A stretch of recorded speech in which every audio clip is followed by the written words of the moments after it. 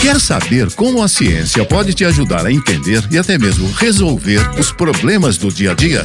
Não saia daí, que tem Ciência em Prática na Rádio Erge.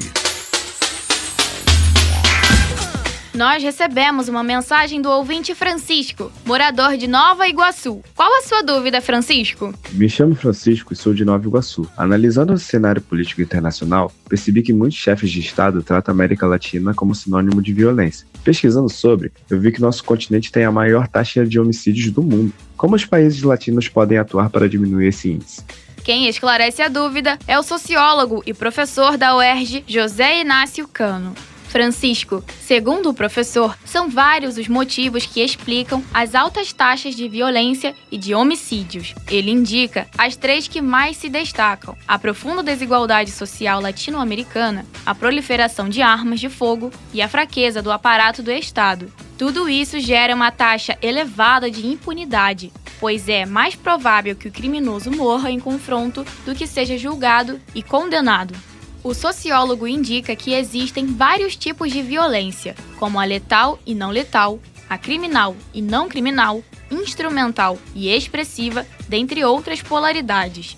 A violência letal é definida como mortes violentas intencionais, enquanto a não letal se entende por uma ação violenta sem intenção de matar. A violência criminal se diferencia da violência não criminal, pela última se tratar de agressões naturalizadas e aceitas pela sociedade, como pais que educam os filhos por intermédio do castigo físico, acreditando no pressuposto de que a violência tratará de resolver o problema. Existe a violência instrumental, no qual o indivíduo controla as emoções e impulsos, mas, por outro lado, é premeditada e visa conquistar um propósito. E também a violência expressiva, entendida por relações interpessoais que evidenciam marcas de poder, consideradas ilegais e pouco evidentes, mas efetivas.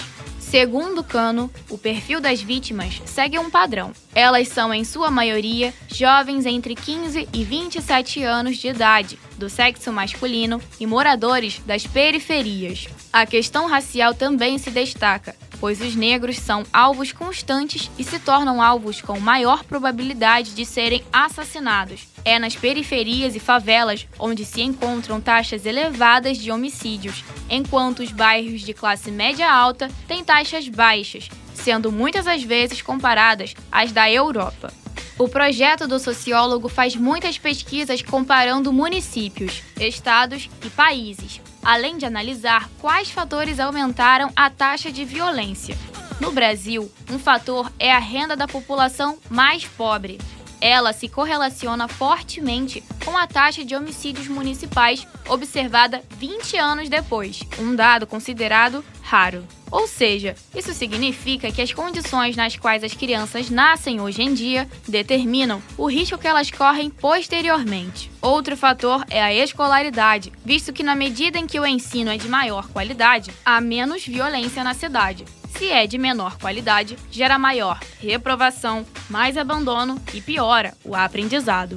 No Brasil, as políticas preventivas na área de violência são elaboradas em função do palpite do governante, que impõe suas visões de mundo e crenças como fatores para a aplicação de políticas de segurança. Poucos são os diagnósticos de intervenções, o que torna essa política pública pouco qualificada.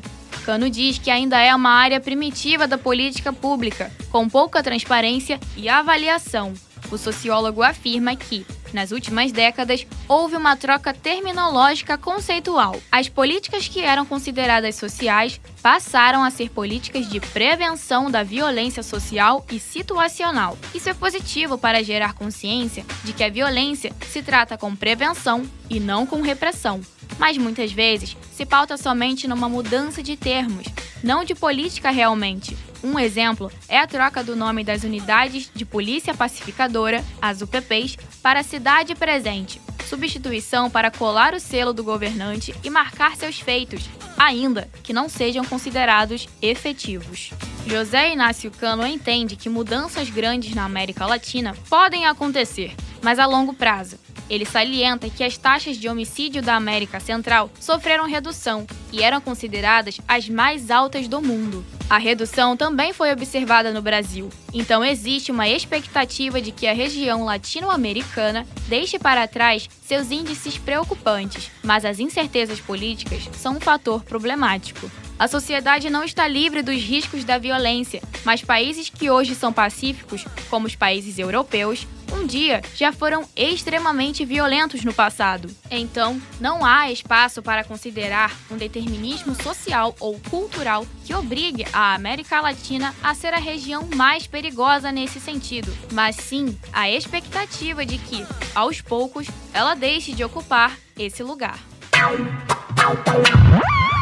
E se você, ouvinte, também quiser saber como a ciência pode explicar ou resolver algum problema no seu dia a dia, mande sua pergunta gravada para nós pelo e-mail radioerg@gmail.com e não deixe de incluir seu nome e seu bairro. Até o próximo Ciência em Prática, minha gente.